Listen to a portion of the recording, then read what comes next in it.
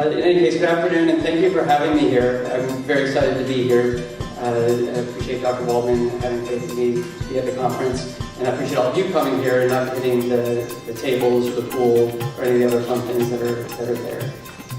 Yes, I did start my career as an internal medicine physician at Georgetown, and I learned everything about medicine while I was there: thyroid disease, managed the intensive care unit, but I didn't know anything about skin until I did my dermatology training. So in the next, what are now 11 minutes, I will talk with you about what I do as a board-certified dermatologist at Las Vegas Dermatology to provide my patients with a healthier, more beautiful life.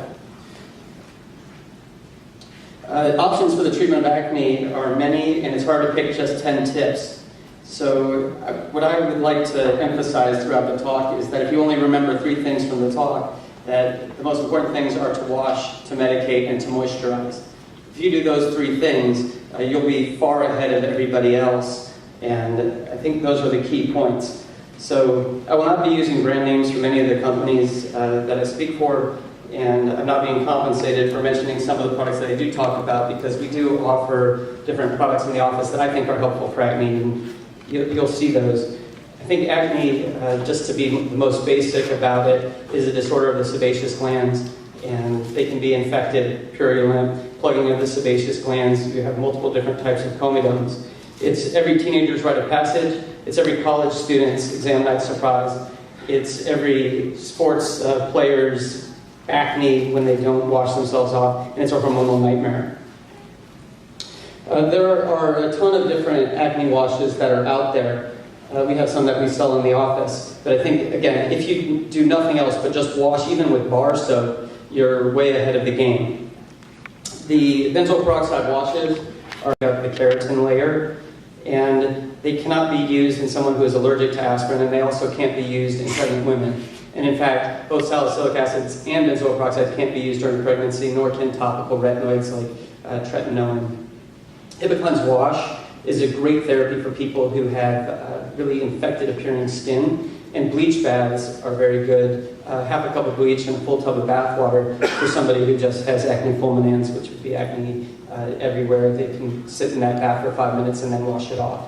The Clarisonic brush is something that I use on a daily basis. I put a foaming wash on, let it sit for 5 minutes, and then use the brush. It takes a minute, and it hits 4 different areas.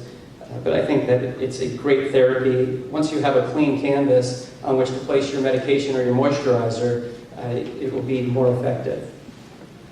So my tip number 2 is to medicate, and there are multiple different options in terms of medications, and each one of these has a benefit, but you don't use all of them in one patient. Typically, I will have my acne patients leave with no less than 3 prescriptions when they come out of the office. They'll have a wash, they'll have something for the morning, and something for the evening time. Topical retinoids are typically put on at bedtime. In the morning time, I typically have people use a benzoyl peroxide product because those, again, can stain sheets and towels. It's not a big deal if they put them on at night in Vegas. With people working all kinds of crazy hours, I have to remind people it's their nighttime. And then oral antibiotics we will get into, and hormonal therapies may be necessary, and we'll talk about that. Moisturization. Moisturization is key. So once you wash the face, you remove that lipid layer, you have somewhat of a damaged now skin barrier, and so a moisturizer is good to repair that barrier. I like Aveeno, Cetaphil, CeraVe, and the Skin Medical products. Really any lotion or moisturizer should be good. Just know that lotions are thinner and creams are thicker. A patient who has really dry skin may benefit from a thicker topical, such as a cream, whereas somebody who has really oily skin may need a toner to degrease, and then a thinner topical lotion. This is my favorite tip of the whole talk. My brother always teases me about being a dermatologist and says I'm a pimple popper.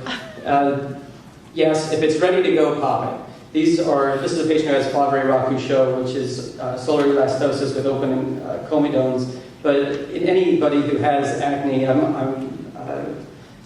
it never ceases to amaze me when they say, well, I was told that I shouldn't pop it because it'll scar. Yes, it will scar if it's not ready to go. But if it is ready to go, if it's a pustule, if it's an open comedone, then it can be popped, and I think it's beneficial to do so. In the same way that spreading weed killer on weeds will kill the weeds, sometimes you just actually have to go in and pluck the weeds. This is somebody who has microcomedones, and this would be my 5th tip. Anybody who has microcomedones, which are these small little bumps, they aren't open comedones like you saw on the previous slide, and they're not very deep, can be treated with a topical retinoid. That's the standard of care for one of these lesions. Adjunctive therapies, I think, are very helpful when it comes to treating acne. I'm a big fan of combination therapies, like I said previously, with people getting 3 different types of products. In addition to that, these adjunctive therapies can help to treat the skin and exfoliate and remove unwanted papules and pustules. This is somebody who has a little bit of a combination acne. They have some of the microcomedones, like you saw on the previous slide, which were those tiny bumps that didn't have any openings to the surface. Plus, they do have openings to the surface. So this person is a perfect candidate for a microdermabrasion. And this is me getting a microdermabrasion in my clinic. And there's a diamond tip on the microdermabrasion that we use that removes the dead layers of skin, and then it's attached to a suction device which sucks out all of the sebum. Chemical peels, I'm looking forward to Dr. Kaufman's talk on chemical peels. I had a chemical peel last night because I wanted to glow for this talk. There are many different types of peels that you can get. There are ones that I have the Illuminized peel by Skinmedica, which is just a refreshing peel. But they can be used to treat multiple types of acne, and I'll just leave it at that because of the next lecture. This is somebody who has a closed comedone and a couple other papules. This would be perfect for some extractions. So a facial with extractions, typically people who have acne are a little bit stressed. Certainly during stressful times, it's been shown that acne papules do explode. They've done studies in college students, and they found that during exam times, besides an increase in the amount of pizza that's eaten, there are also increases in acneiform papules.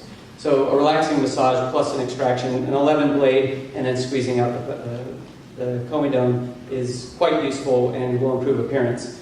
Be aware that once the acne has cleared, you're going to have some residual. There will be a little bit of hyperpigmentation that will take some time to resolve. Deep cysts, papules, and nodules. These are treated with oral antibiotics. Topicals may be a little bit helpful in this case, but really the topicals go from the surface down, and the orals will treat deep into the sebaceous glands. And again, I had a patient in my office just this morning who was upset that their acne wasn't any better. Well, the acne was a lot better. I take photos of everything. So I had these before and after side-by-side images, and the patient said, well, I'm really just upset that I'm red and I have these little divots. And I said, the redness will fade and the divots can be treated with cosmetics. So to that point, you can see slowly over time, and probably 5 to 6 months would be a good amount of time over which to make sure that there has been enough time on medication and there is improvement in the skin. Tip number 8, I think, as we get hurried in practice, is something that, as dermatologists, we're taught, just look at what you see, don't be biased by the history, but my internal medicine background wants me to be biased by the history. In this case, I had a patient who had new onset back acne, and backne is one of my favorite words in the English language. So when we talked about her backne, what changed, what happened, 3 weeks prior to her developing this acne on her back, she had a Mirena IUD inserted. Mirena is a levonorgestrel-eluting intrauterine device. It's a contraceptive, but that levonorgestrel can cause acne. So it was a hormonal cause. Other hormonal causes, I've been seeing a lot of bodybuilders who use testosterone, and other women who have polycystic ovary disease and things of that nature. So in somebody who has a hormonal problem, yes, in this person I advise removing the IUD, but also oral antibiotics. In women who have menstrual acne, and also people who are doing some bodybuilding, being on an oral contraceptive pill may be helpful just to normalize the steroid-binding globulin and decrease the amount of testosterone. Spironolactone is another option for a hormonal problem, and polycystic ovary disease, metformin. The Blue U is a real nice therapy for people who don't want to take a pill. We have this in our office, and for people who don't want to use topical therapies, they sit in the light for 16 minutes and 40 seconds. It's 417 nanometers of light, that's the wavelength, and it kills P. acnes, which is the bacteria that's thought to cause acne. So this is a good alternative for somebody who just wants to do something a little bit more natural. And finally, nodulocystic or refractory acne can be treated with isotretinoin. This really is the nuclear bomb of treating acne. It's fraught with all kinds of issues. There's a system called the iPledge system, so if you decide that you want to write for this hypervitamin A medication, then you have to enroll in the iPledge system. We dispense out of our office, and we have a pharmacy there, so we enroll people in the office, and we actually go through the iPledge system in the office as well, so we can get them their drugs then and there. We found a lot of difficulty with isotretinoin and getting the drug to the patient because they have to document, if it's a woman, 2 forms of birth control and negative pregnancy tests. They also have to go online and answer questions, and it can be quite a nightmare. It's a 5-month course of drug. There's blood that's taken every month to make sure that the triglyceride levels aren't elevated, and that is isotretinoin. So in closing, the more serious your acne is, the more aggressive the therapies are going to be. Hopefully you will remember to advise your patients of the 3 most important things to do: to wash, to medicate, and to moisturize. Las Vegas Dermatology, for a healthier and more beautiful life.